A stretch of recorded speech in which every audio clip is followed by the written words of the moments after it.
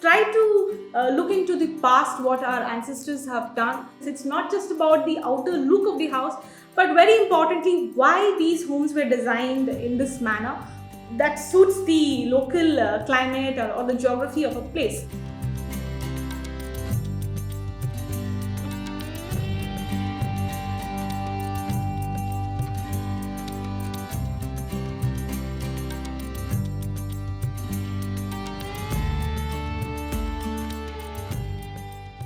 Clients were young couples from abroad, and these people had really high regards for Mangalore traditions and culture. They also had a very special bonding to this site because they have their families around the same area. So their brief was simple. They wanted a 4-bedroom house with very naturally lit space and regular requirements like a modern kitchen, a modern living room, dining and so on. They said they wanted a house which is like Guttumane. So basically, if you go back to the older days, Mangalore was all about huge farmland. So we had a lot of paddy fields and coconut plantations all around. And the owners of these properties used to build their homes in center of the paddy fields. And these homes were really massive and royal, beautiful structures, and they were called as Guttumane. Now, Guttumane is a term in the local language, and this means homes of prestige. So our task over here was to blend this traditional form of architecture with the modern elements. These homes were designed as per the Mangalore climatical conditions. So it has the Mangalore tiles, sloping roof, courtyards and verandas. Another important fact is that these homes followed Vastu principles. We had the road from the south. So the entire site was slightly narrow at the entrance, and then it sort of broadens up. So as soon as we enter the main gate, the first thing that you find is the parking space. So this parking space also has all the services happening in this block, and after that we have the residence. So now, as per Vastu, the house was facing the east. We pushed it towards the west side, so that we have a really good front yard space on the east side, and this also gave us a direct approach to the house from the main gate. The tropical climate of Mangalore, it is all about heavy rainfalls. We have a high level of humidity, and it's almost hot throughout the year. So it was very important for us to have an air movement strategy within the house, and we did this by opening up the house as much as possible through windows, and in our case verandas. So we had pocket of verandas around the house. So one over here, we had over here, one over here, and with this we also had water bodies surrounding the house. This is the sun path, and we have the wind from the southwest. These openings really help to maintain a very comfortable temperature indoors. The first look that you sort of get of the house is this cantilevered pitch roof, the long stone walkway, the water body on the side, and all of these elements it is placed behind this backdrop of the coconut plantation. So it not only gave you a very welcoming feel, but it took one back to his roots of Guttumane. We also had another access to the site which was from the west side. This is how we walked the walkway and we reached the sit-out area, the light stone bridge.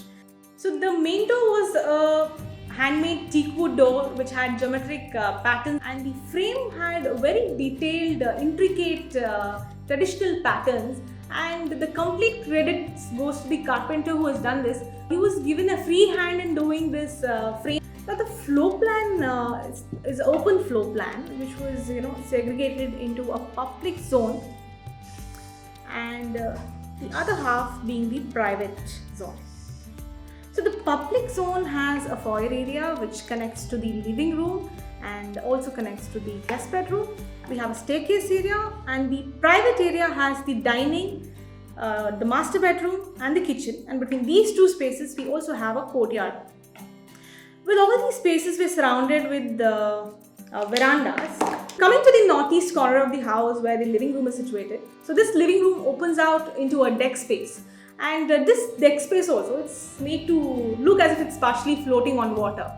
and the corner window in the living room gives you a very extended feel towards the landscape through this deck and water body.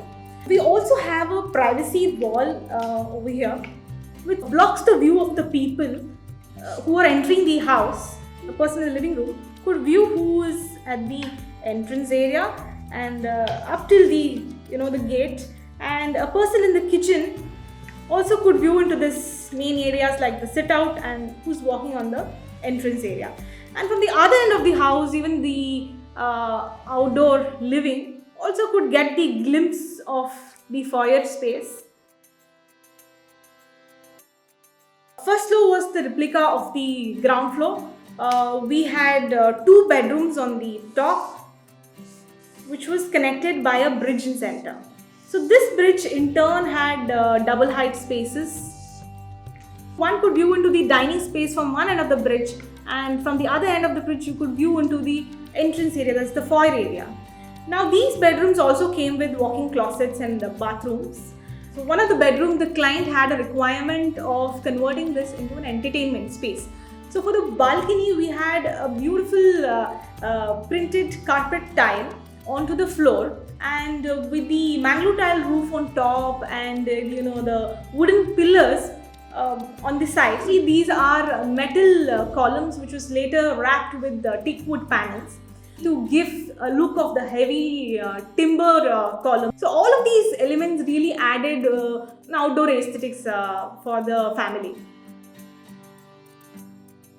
This veranda on the west side sort of covers the wall, that is the outdoor wall, and thus it's protects from the harsh sunlight that we're receiving on the west side. At the same time, we also receive the fresh or the wind from the southwest side. With this, we have achieved a very good cross ventilation within the house, so it does help us to maintain a very good indoor temperature. So our clients wanted to have a very simple and subtle interiors. So we thought, why not have these functional units like the wash basin, converted into a very artistic piece which adds on to the aesthetics of the house. So that is how we designed the basin unit, which is made to look like a solid wood held by a very light brass stand. Similarly, you can see the column that is at the veranda, taking our inspiration from these Guttu homes, a traditional column. This sit-out area also, it's made to look like a light stone bridge that is, sort of floating on water. But due to the span of the bridge, the sit-out area, structurally it was not possible for us to just, have a stone that is floating, and completely cantilevered.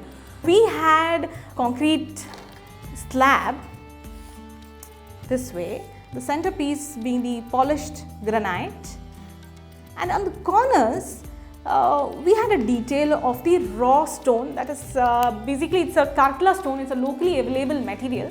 For the edges, we sort of procured a cube sort of stone this way, and this was later scooped out in this manner. So you get this complete seamless finish without any joints. To enhance the entrance space, the space around the main door was cladded with basalt stone, and basalt stone also is a very good insulating material for our climate. Even in terms of furniture, we have a bench in this area, and we took our inspiration from Guttu home. So there was a very prominent furniture piece called as the Vakil bench. So we did a little modification to this bench so as to suit well for a modern come traditional sit-out space. So this entire walkthrough, it sort of gives you an experience of the local traditional materials that we've used on a very modern form like this. In case you see the roof, which is slightly different from in shape when compared to the conventional roof that we generally see. Basic idea that we have about an entrance with a Mangalore tile roof with those solid pillars. Over here, it's more about the modern elements like the structural layout that we have used for the house. Completely cantilevered Mangalore tile roof. The materials were mainly locally sourced. We have the Karkala stone that we've used on the front walkway. Then we have the basalt at the entrance, and the Mangalore tiles, and the brass elements that we've used, the wood. So we did collaborate with a lot of local vendors and a lot of craftsmen. So if you look into these Buddhu homes, these homes are more about craftsmanship. We still have a lot of vendors who depend on the old traditional way of doing things, and we really wanted to work with these kind of people. So the entire process was a very learning process that we had on site. So I would like to summarize this entire project with a very meaningful quote by architect Norman Foster. As an architect, you design for the present with an awareness of the past for a future which is essentially unknown.